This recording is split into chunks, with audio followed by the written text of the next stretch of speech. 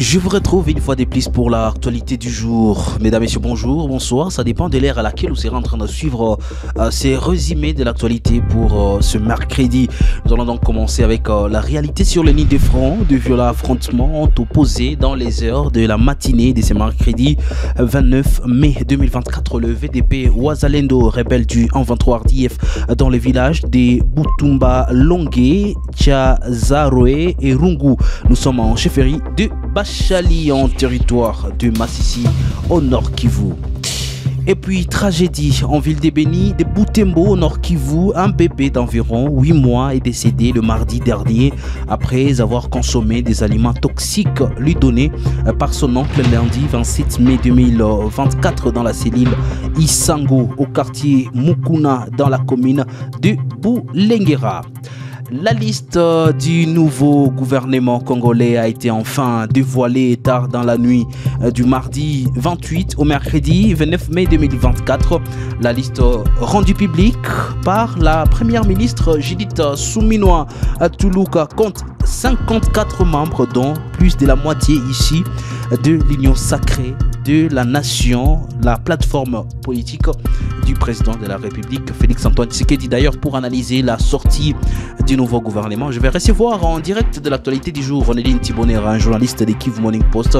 Ronelli, bonjour et bienvenue. Bonjour Blaise Bassabos et bonjour à tous les téléspectateurs de Kivu Morning Post. Voyagez avec nous dans ces résumés de l'actualité pour ce mercredi. Vous êtes nouveau, n'oubliez pas de vous abonner. On va donc se retrouver dans la deuxième partie de cette vidéo.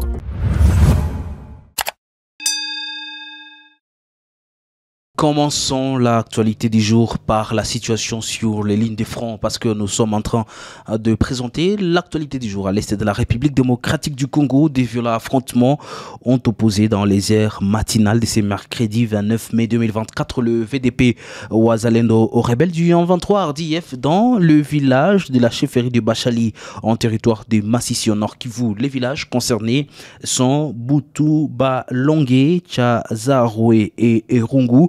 Selon nos sources, les habitants ont été surpris par les retentissements d'armes lourdes et légères dans ces villages, entraînant un déplacement massif des populations locales vers d'autres villages jugés plus sécurisés. Comme d'habitude, les positions des rebelles du 23 ont été de nouveau attaquées par les jeunes résistants qui poursuivent leur mission de s'aimer la désolation chez les agresseurs dans cette partie de Massissi au lendemain des attaques signalées en localité des Kirumbu.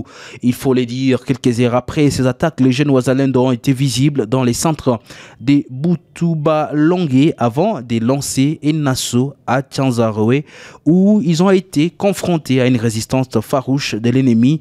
Jusqu'à présent, les affrontements se situent dans ces villages, sauf changement des dernières minutes, ont indiqué nos sources. Ces sources ajoutent également que la situation reste tendue et aucun bilan n'est disponible pour ces hostilités car ces villages se sont vidés de leur population. Rappelons que ces villages attaqués constituent des dangers pour les populations qui sont maintenant aux alentours car des bombes sont larguées dans des différentes directions. Rendons-nous dans la partie Grand Nord avant de faire une analyse par rapport aux sorties du gouvernement.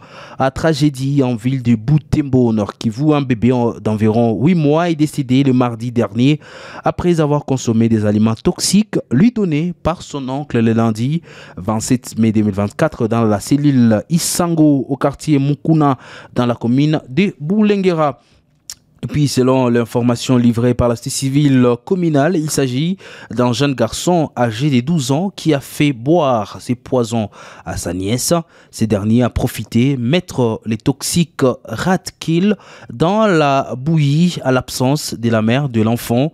Pour précision, le produit Radkill est d'origine norvégienne et est préconisé pour la lutte contre les rats du toit et les souris des maisons dans les bâtiments publics, industriels et commerciaux, ainsi que les résidences et à l'extérieur dans les zones urbaines. On écoute ici pour témoignage John Kameta, président de la société civile dans la zone. C'est désolant. Il s'agit d'un garçon répondant au nom de Baraka qui a donné à sa nièce de 8 mois les produits toxiques communément appelés raticole. C'était hier lorsque sa sœur, comme Baraka reste dans la parcelle avec sa grande sœur, et la grande sœur qui voulait amener l'eau à son mari pour que son mari puisse baigner.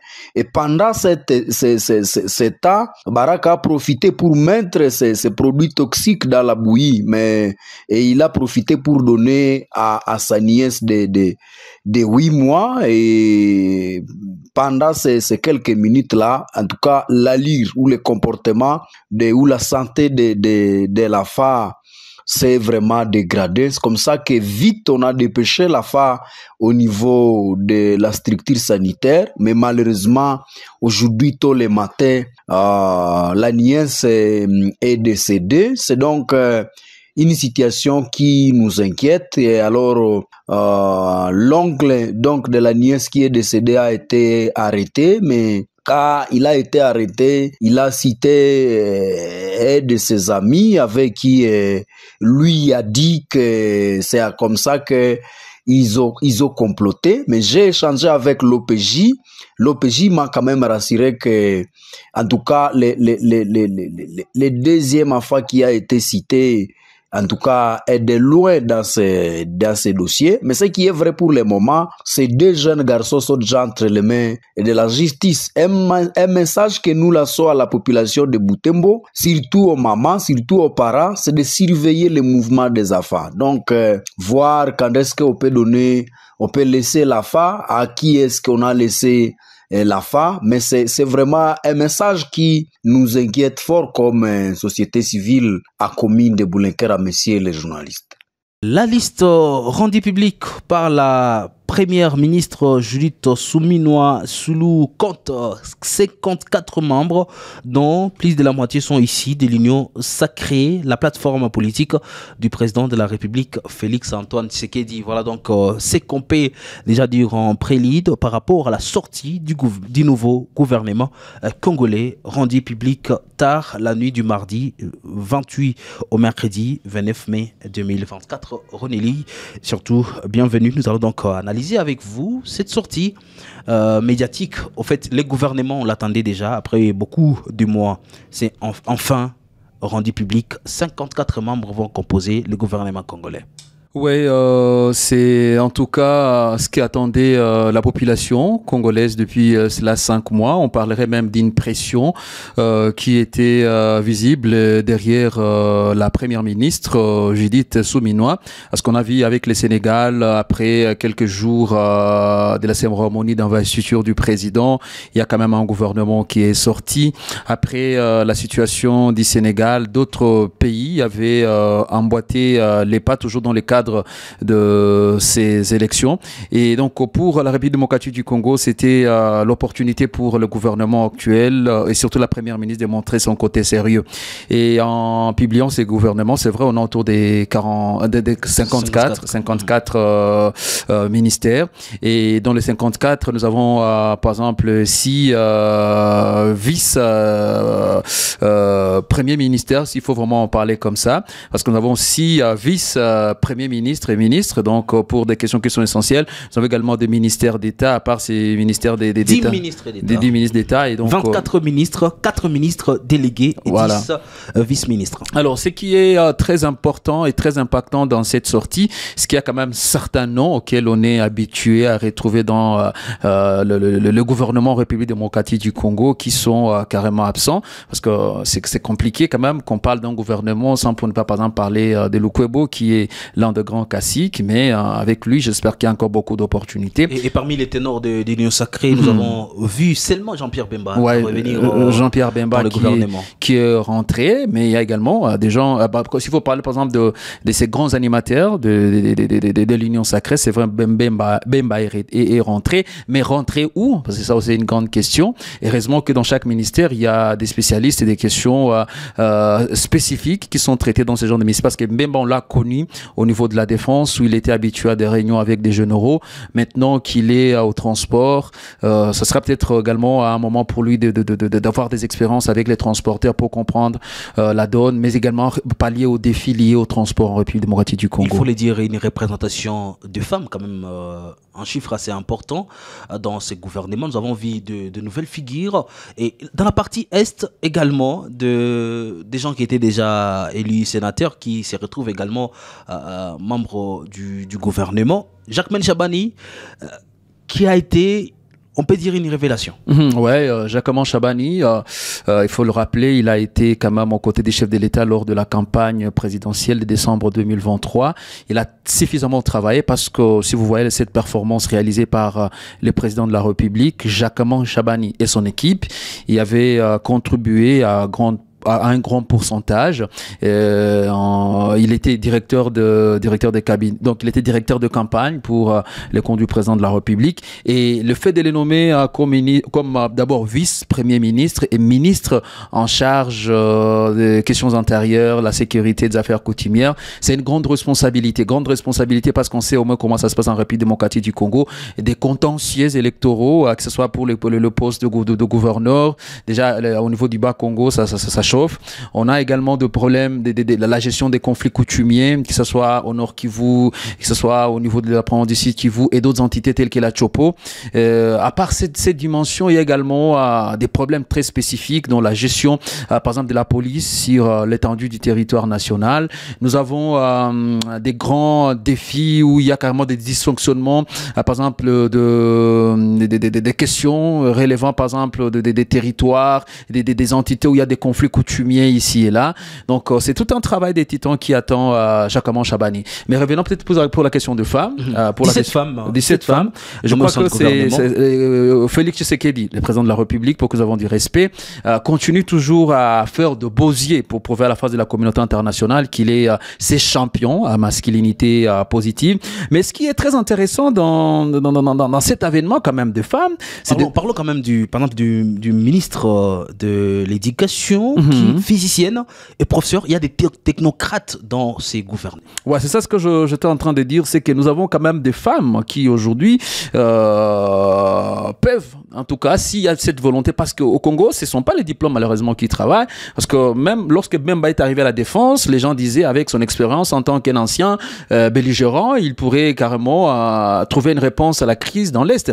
Nous avons, comme tu l'as dit, Raissa Malou, qui est d'ailleurs la ministre de l'Éducation et qui est d'abord physicienne et professeur, et celle-ci se retrouve aujourd'hui parmi les femmes africaines qui ont, je parlerai d'intellect très développé. D'ailleurs, la fille de Félix Malou ou Kalenga, un éminent intellectuel africain. Donc, ce sont des éléments qui sont là. Et lorsqu'on voit même les sens d'innovation, par exemple, les changements qu'elle a apportés en matière de physique, mathématiques et technologie, on espère que ces initiatives ne vont pas s'arrêter parce qu'elle est nommée ministre nationale et que ce sont des initiatives qu'elle va porter jusqu'à faire éclore en République démocratique du Congo des classes où on va voir carrément des apprenants qui vont développer leur goût pour les mathématiques, la science, la technologie, parce que ce sont des domaines dans lesquels aujourd'hui la République démocratique du Congo... La dernière analyse à faire dans l'actualité du jour, le ministre de la Justice, un regret pour Félix-Antoine Tshisekedi de voir que sa justice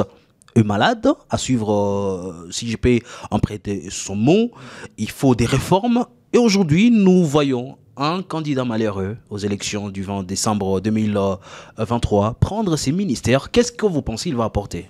J'adore d'abord son approche parce que être à l'opposition, ça ne vaut pas tout simplement critiquer, mais lorsqu'on est à l'opposition, il faut également proposer des lois, proposer des stratégies pour, par exemple, répondre aux défis qui sont remarqués au niveau de la République démocratique du Congo. Et donc, bien qu'étant jeune, parce que c'est quelqu'un qui est né en 1988, là je parle de Constant Moutamba, qui, selon d'ailleurs certaines recherches, me parlerait qu'il est originaire de la province de la Chopo.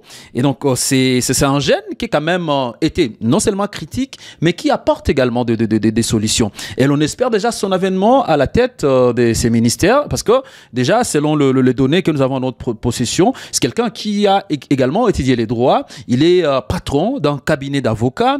Il a d'ailleurs plaidé pendant un moment qu'il fallait mettre en place même un tribunal pour gérer des questions se rapportant à des défis financiers au niveau de la République démocratique du Congo. C'était quelqu'un d'ailleurs qui proposait une loi contre certaines pratiques en Afrique. Moi, je ne peux pas en parler parce que c'est vrai, on est sur YouTube. Il y a certains mots qu'on peut utiliser, mais il était quand même contre une certaine jeunesse qui voulait aller vers de pratiques qui étaient contraires à la tradition africaine.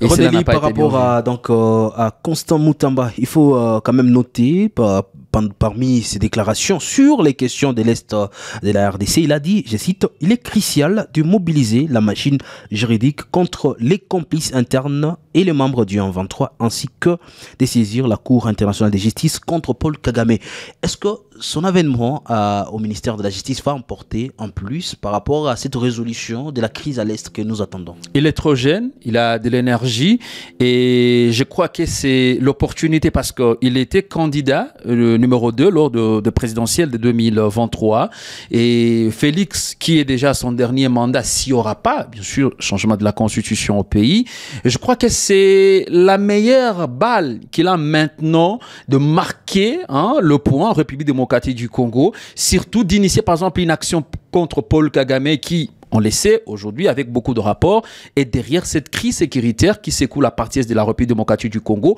on a même parlé récemment de la question des jeunes au coste avec l'avènement, c'est cette grande cérémonie qui était organisée en date du 15 mai où on avait enterré les victimes des bombardements des terroristes d'il y a 23 tués au niveau de Mugunga. Je crois que c'est là où Constant Mutamba est entendu et il n'a qu'à prouver s'il fait preuve d'une bonne gestion de son ministère.